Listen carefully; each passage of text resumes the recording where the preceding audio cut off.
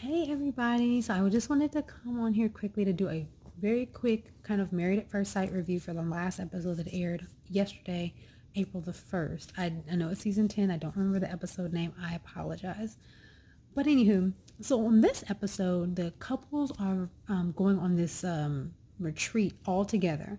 So it's kind of been a while since they've all done something together as a group, so it's a good time for them to reconnect and kind of get in touch with each other before decision day, because they're about 9 days away from decision day at this point. So it's getting close, finally. So they go out to this home and they don't arrive at the same time. The couples arrive like in groups. So the first couple that shows up is Katie and Derek. I really would like for Derek to say no to Katie on decision day. I'm just gonna be myself and think about and be honest, because Katie is a bit much. Katie really does not realize what she has. She's so busy focused on him being a dreamer and being childlike, but your boy put you on his insurance. He's got a job that has insurance, and he put you on his insurance. What guy, even if you were to get married, would have put you on their insurance like almost immediately? Like from day one. But anyway, she's so focused on wanting, I think she wants her ex. That's my personal opinion. I think she wants her ex, and she's just so dissatisfied with Derek at this point. But anywho, they arrive first. They pick out the biggest bedroom. And so then the next couple that arrive is Austin and Jessica. Now, Austin and Jessica to me are just like, I'm sorry, they're lovely people, but they're just, to me, they're like a filler couple. There's not a lot going on, and I'm so happy that they're happy. I really, really am happy that they're happy. But it doesn't really make for good, like, it's not really that entertaining. And I'm sorry, but it's really not that entertaining.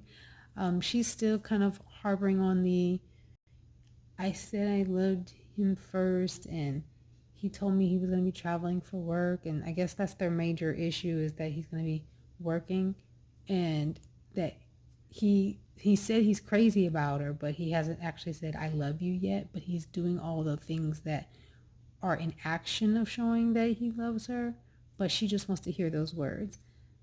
Okay, give it time. Y'all have not even been together for 2 months. 2 months. You have not even been together for 8 weeks yet, but you want him to fall in love in 8 weeks. But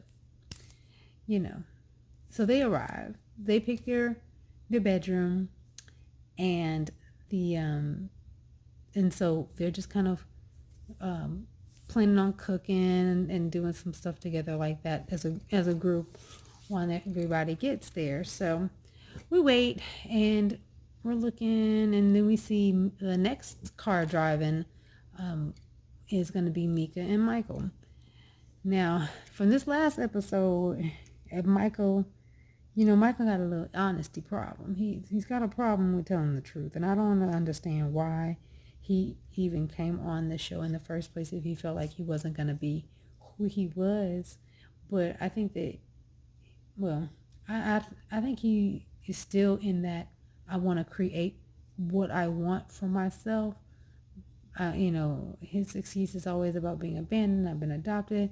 I've had to kind of make my create like this version of myself that I want to be. But he needs to create an honest version, because Mika is not playing with him. She knows numbers.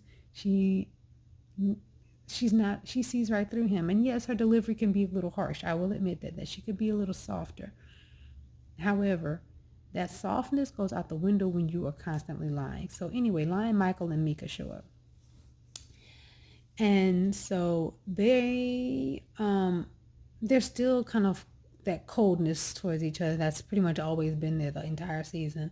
So the other two couples are like, oh, they pick up on it naturally, but they don't really get into it because it's not their business. And so they find their room. Okay, they all kind of congregate and talk for a little bit. I think Michael goes outside to, I don't know, there's a fire or something. Anyway, so so next we have Brandon and Taylor. They're driving up. Now Brandon said in the beginning of this episode here that Taylor was out all night with some friends. Didn't tell him until the next morning that, oh, I fell asleep at a friend's house, or I fell asleep at a friend's hotel, after she told him that she was only going to be gone for like a 30-40 minutes and come right back. So, he already pissed you wrong him. He don't talk to you for days. So he was on that I'm not talking to you kick. And she's like, here we go again kind of thing. So they arrive, and as soon as they arrive, Brandon goes and finds Michael out back, and Taylor comes in, and it's just kind of as an awkward, like, how are y'all doing? Oh, it is what it is. So they finally eat. Couples, they're at the dinner table. So they finally all kind of get around to eating. And Katie got so mad at Derek because Derek and Taylor were just chopping it up. They was having a good old time, talking, laughing, and Taylor's like, oh man, Katie, what did she say? Like, you are so lucky to have a guy like Derek. Oh, like, he's great or something like that. And she just blows it. She just loses her cool. And she's just like, she blows up and is so upset because she feels like Derek is not this playful, happy-hearted, light-hearted person with her as he was with Taylor, because him and Taylor were just talking and laughing, but Derek was doing it at the table while everybody else was around, so it wasn't like he was hiding it. It wasn't like something foul, but she just took it to a whole nother level as usual. And it's like, I'm thinking, well, maybe he don't want to laugh and joke with you because you're a dream killer. Maybe he doesn't want to laugh and joke with you because you stomp on all his joy. Maybe, how about that? How about that? So then, she blows up, and Derek doesn't chase her. He shouldn't have to chase her. Like, I think two of the other ladies, I think Jessica and Mika, go and try to console her when she's upset, wondering, well, he doesn't do that with me. Why does he do that? Girl, anyway. So, and I'm going to go through this fast just because for the sake of time. So then, so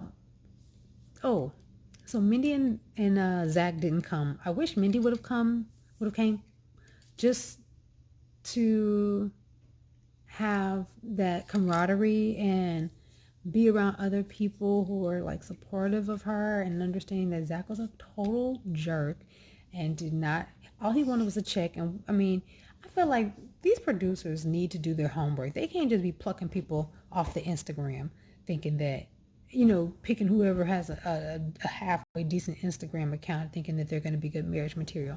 Like, y'all need to do some credit checks. Y'all need to do something that's deeper so that people can get an honest chance at finding out if this is going to be my soulmate or not. Because they just be pulling people like just out of nowhere. But so they didn't come to the retreat. I wish Mindy would have come. I'm glad Zach is probably talking to Lindsay right now. Who knows? But so after the Derek and Katie eventually make up towards the end. So, they end up patching things up. Now the piece, the pentacle, well, there was two semi-pentacles. But the one pentacle of it is that while Brendan he eats, he goes back outside.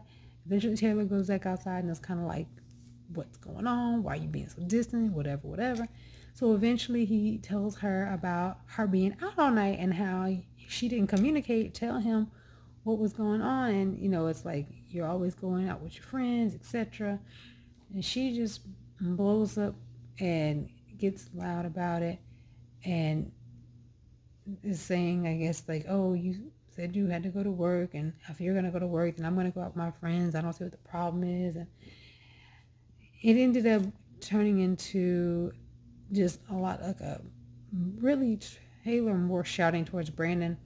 But Brandon, he was already done. I don't even know. I guess they're contractually obligated, I guess, to be seen together, at least unless they've already, signed divorce papers. But so he says, what, I'm over it, I'm done. He takes his mic off. The producers, not the producers, but the filming crew are trying to tell him to put his mic back on and come on back in, and he's like, no, I'm over it. I'm not doing this anymore. I'm over it. So he proceeds to go back in the house, get his stuff. Taylor goes in. And it's like, oh, we need to talk. He goes in the bathroom to try to get something out of the bathroom. She follows him in there, closes the door. She's just badgering him oh, we need to talk. And I'm like, let that man go. He obviously does not want to be bothered. Let the man go. So eventually, I think he ends up sleeping in another room that night. And so that's kind of where it ended for that particular evening. So over to Mika and Michael. Based upon things that transpired, I guess, previously with him lying about the salary and, just not really giving that effort that she feels that she deserves out of a husband. She tells him oh, I think we need to sleep in separate bedrooms. So it's we're going back to the beginning again with him starting the honeymoon off in another bedroom. And now we're ending the last kind of couples trip with him sleeping in another bedroom. So she likes to do that separate thing. All right. So they're sleeping in the other bedrooms. So the night ends with Katie and Derek made up. They're sleeping in the same room.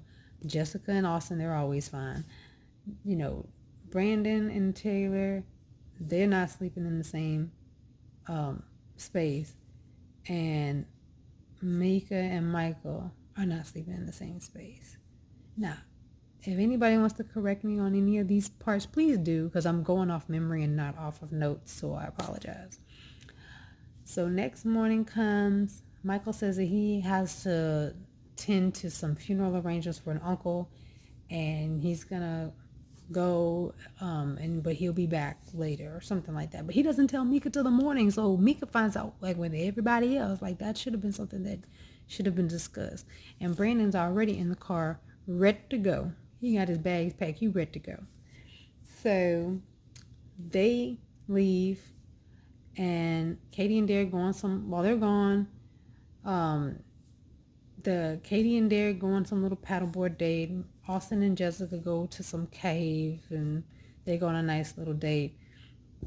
Mika and Taylor go on this ghost paranormal outing. All right, that's fun and dandy. So when they come back for dinner, Brandon doesn't show back up for dinner. Brandon is gone. Michael shows back up, and the group was how is the arrangements and things like that, and he starts talking in circles. He starts saying, well, I had to go stop over here, I had to go stop over there. I didn't get to see as many people as family members, but then I did get to see some family members. And so then it was weird. It wasn't weird, but it's Michael. But eventually, not only is he trying to create these lies and have these stories make sense to not only just Mika, but now to a group. And Jessica's just asking questions. So then what happened? So then what'd you do? So why didn't you drive yourself? Or why, because he came back late for dinner. So they're asking well, how come you came back late? What went on? Oh, it was traffic. Oh, it was this. So eventually he gets caught in another lie.